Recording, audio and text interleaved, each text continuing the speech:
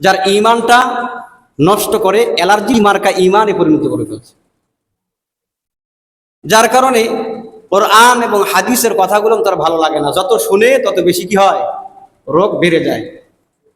তত কি হয়ে যায়, ফি কুলুবিহিম মারাদুন ফাজাদাহুমুল্লাহু মারাদ।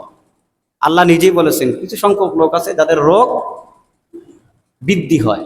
তার মানে কোরআন এবং হাদিসের কথা শুনলে রোগ কি হয়ে যায়, কমে না, তাদের রোগ বেড়ে যায়।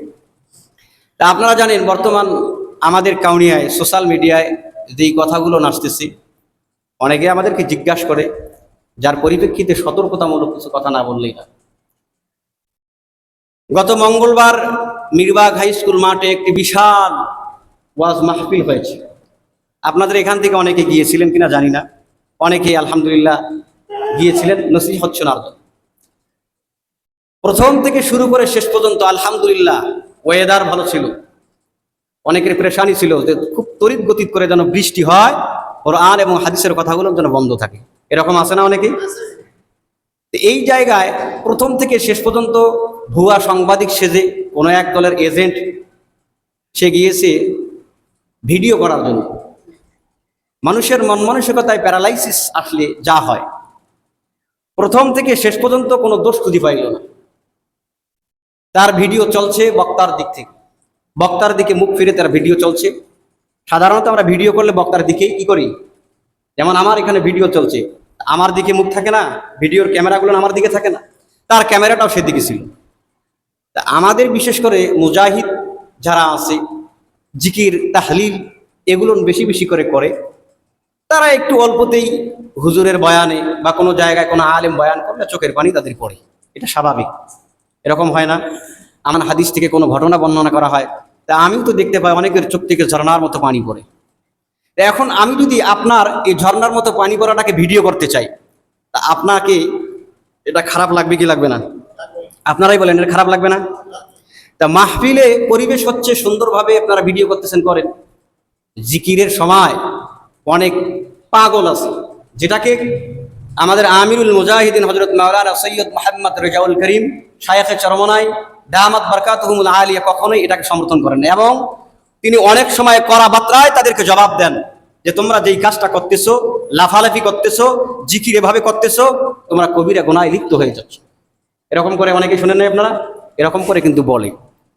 তারপরেও যদি কেউ করে, এই দোষটা কি কোনো দলের মধ্যে লিপ্ত হবে? কোনো দলকে এই দোষ দেওয়া যাবে? এটার উপর ভিত্তি করে কাউকে ভণ্ড বলা যাবে? যাবে না। কারণ এটা বারণ করা আছে, হতে পারেই কোনো মানুষের অস্বাভাবিক কিছু ঘটতে পারে, অথবা কেউ দুর্নাম ছড়ানোর জন্য, মাহফিলের পরিবেশ নষ্ট করে দেওয়ার জন্য, ভণ্ডর তোকমা লাগিয়ে দেওয়ার জন্য এরকম পরিবেশ তৈরি করতে পারে, যা আমাদের আমিরুল মুজাহিদিন সবসময় এই কথাটা বলে। মিরবাগ মাঠেও এরকম একটা পরিস্থিতি হয়েছিল। তুমি সামনাসামনি তোমার ক্যামেরাকে সামনে রেখেছো, কথাটা বুঝেন, কিন্তু যখন জিকির শুরু করেছে, কয়েকজন দাঁড়িয়ে জিকির করতে শুরু করলো, তখন তার আরেকটা মোবাইল দিয়ে সে দাঁড়িয়ে মানুষের সামনে, স্টেজের সামনে থেকে সে ভিডিও করতে শুরু করলো। আচ্ছা আপনারাই বলেন, পেছনে যেই সমস্ত লোকগুলো থাকবে, কেউ যদি সামনে দাঁড়িয়ে যায়, এমন একটা মুহূর্ত, যেই মুহূর্তে কোরআন এবং হাদিসের কথাগুলো বলা হচ্ছে, জাহান্নামের জান্নাতের বয়ান করা হচ্ছে, দাঁড়িয়ে গেলে তার মেজাজ গরম হবে কি হবে না?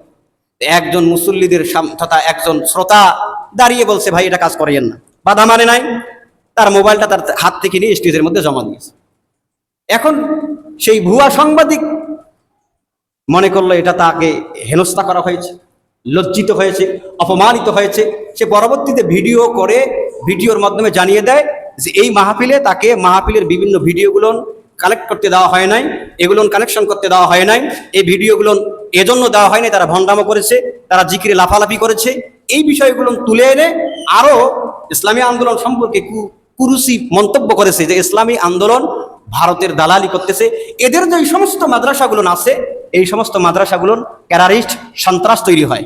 তা আপনারাই বলেন যে এই প্যারালাইসিস মার্কার সাংবাদিক যেই কথাগুলো বলেছে, যেই কথাগুলো সামনে তুলে ধরেছে, এটা কোনো বিশ্বাসযোগ্য? এটা ইসলামের ভালো চেয়েছে না খারাপ চেয়েছে? তাহলে বোঝা গেল যে এত সুন্দর করে বেখাউজের মলমগুলো তোমাদেরকে কোরআন এবং হাদিসের দলিল দিয়ে লাগিয়ে দেওয়ার পরেও যদি তোমাদের বেখাউজ ভালো না হয়, চুলকানি ভালো না হয়, তাহলে বোঝা যাবে তোমার স্কিন ক্যান্সারে চলে গিয়েছে। ক্যান্সার মার্কা যুক্ত স্কিনে ক্যান্সার মার্কা কলবের মধ্যে কখনোই কোরআন এবং হাদিসের কথা ঢুকবে না, এটা তোমাকে জাহান্নামে পরিণত করবে। কথা বলেন ঠিক কিনা?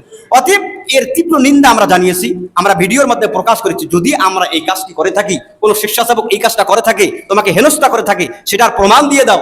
আমরা দেখেছি ভিডিওর মাধ্যমেও যে আসলে কোনো স্বেচ্ছাসেবক তাকে কি করে নাই, হেনস্থা করে নাই, বা তারা মোবাইল কেড়ে নেয় নাই, একজন শ্রোতার মধ্যে থেকে এই কাজটা করেছে। এখন এই কাজটাকে যদি বড় করে তোলা হয়, আমাদের মধ্যে ডিবেট সৃষ্টি করা হয়, আমাদের আন্দোলনের মাধ্যমে একটা ফাটল সৃষ্টি করা হয়, তাহলে বলেন তো এই কাজটা কি সে ভালো করলো?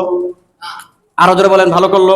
আমার এখানে ভিডিও হয়, ভিডিওর মাধ্যমে অনেক কথাগুলো আমি বলি, কিন্তু কোনো কথা যদি আপনার গ্রহণযোগ্যতার মধ্যে না লাগে, আপনাকে যদি পছন্দ না হয়, তা আপনি যদি এটা কাটসাট করে ছেড়ে দেন, বলেন তো একগুলো মানুষ আছে কমেন্ট করতে শুরু করে, এরা আগা গোড়া কিছু বোঝে না, পূর্ব থেকেই প্যারালাইসিস আক্রান্ত কিছু লোক থাকে, এরা পূর্বে থেকে যা ধারণা করে ওই ধারণা অনুযায়ী কমেন্ট করতে শুরু করে, যার মাধ্যমে গুনাহ সরাসরি হয়। এই গুনাহ থেকে আল্লাহ পাক আমাদেরকে মুক্ত করুক, সবাই বলে আমিন।